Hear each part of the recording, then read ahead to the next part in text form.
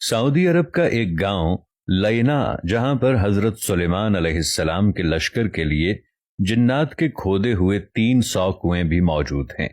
ان میں سے بیشتر اگرچہ ناکارہ ہو چکے ہیں، مگر 20 کنووں سے اب بھی لوگ میٹھا پانی حاصل کرتے ہیں۔ جنات نے یہ کنویں زمین کی بجائے سخت ترین چٹانوں کو توڑ کر بنائے تھے، جس پر اب بھی ماہرین حیران ہیں۔ ان عجائبات کو دیکھنے کے لیے دور دور سے سیاح اس علاقے کا رخ کرتے ہیں۔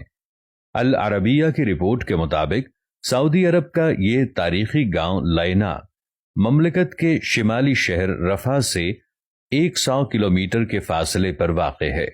یہ قدیم علاقہ اسٹریٹجک اہمیت کے ساتھ متعدد آثار قدیمہ کی وجہ سے ملک بھر میں شہرت رکھتا ہے۔ یہاں ایک قدیم قلعہ بھی ہے۔ پرانے زمانے میں بیت المقدس اور یمن کے مابین پیدل سفر کا مشہور راستہ اسی گاؤں سے گزرتا تھا۔ عدن سے عراق جانے والی مکہ زبیدہ کی بنائی ہوئی مشہور سڑک درب زبیدہ بھی یہاں سے ہو کر جاتی تھی۔ اب بھی سیر و تفریح کے شائقین بڑی تعداد میں اس علاقے کا رخ کرتے ہیں۔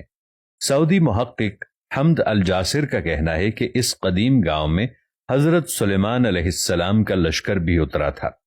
سلیمان علیہ السلام جب اپنا لشکر لے کر یمن جا رہے تھے تو یہاں ٹھہرے تھے۔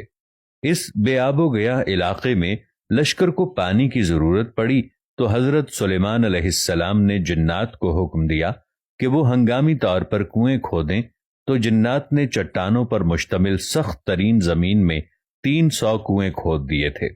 یہ انتہائی گہرے کنویں اب بھی اصلی حالت میں موجود ہیں، جنہیں زمین پر اب بھی اپنا وجود رکھنے والا معجزہ قرار دیا جاتا ہے۔ جنات نے چٹانوں کو کاٹنے کے لیے ڈرل مشین کی طرح کوئی آلہ استعمال کیا تھا، جس کے نشانات اب بھی کنووں کے چاروں اطراف واضح طور پر دیکھے جا سکتے ہیں۔ ماہرین اس پر تحقیق کر رہے ہیں کہ جنات نے آخر کس طرح ان سخت ترین چٹانوں کو 60 سے 80 میٹر گہرائی تک کاٹ دیا تھا، اور انہوں نے کون سے علاقے کی مدد سے ایسا کام کیا تھا۔ اگرچہ ان 300 میں سے اس وقت صرف 20 کنویں ہی کارآمد رہ گئے ہیں، تاہم سارے کنووں کے نشانات اب بھی یہاں موجود ہیں۔ ان کنووں کو دیکھنے والا ہر شخص حیرت زدہ ہو کر رہ جاتا ہے۔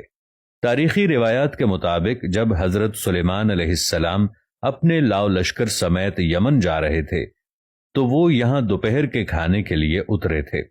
لشکر میں جنات کی فوج بھی شامل تھی۔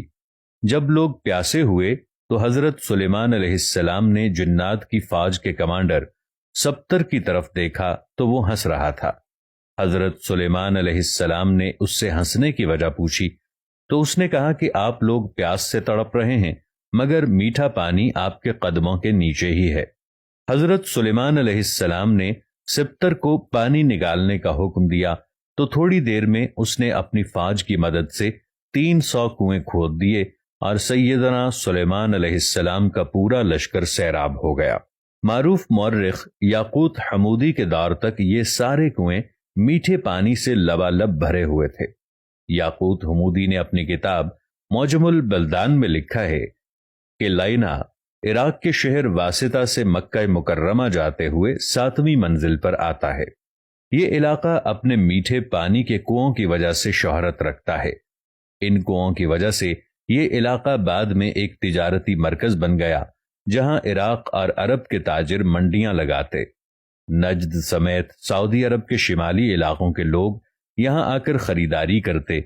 تاجر اپنا سامان تجارت یہیں اگلے سیزن تک محفوظ کیے پہاڑوں پر بنے بڑے بڑے گوداموں میں رکھتے، جنہیں سیابیت کہا جاتا تھا۔ یہ گودام اب بھی وہاں موجود ہیں۔ علاوہ ازیں یہ علاقہ مختلف آثار قدیمہ کی وجہ سے بھی شہرت رکھتا ہے۔ سعودی حکومت نے یہاں ایک شاہی قلعہ بھی تعمیر کرایا۔ 1354 ہجری میں تعمیر ہونے والے اس قلعے کو گارے، پتھروں اور لکڑیوں سے بنایا گیا ہے۔ واضح رہے کہ حضرت سلیمان علیہ السلام کو حق تعالی نے جنات پر بھی حکومت دی تھی۔ جنات نے ان کے حکم سے بیت المقدس کی تعمیر میں حصہ لیا تھا۔ وہ دور دراز سے پتھر اور سمندر سے موتی نکال کر لاتے۔ ان کی تعمیر کردہ عمارتیں اب بھی موجود ہیں۔ اس کے علاوہ بھی حضرت سلیمان علیہ السلام جنات سے بہت کام لیتے تھے، جس کا ذکر قرآن کریم میں واضح طور پر کیا گیا ہے۔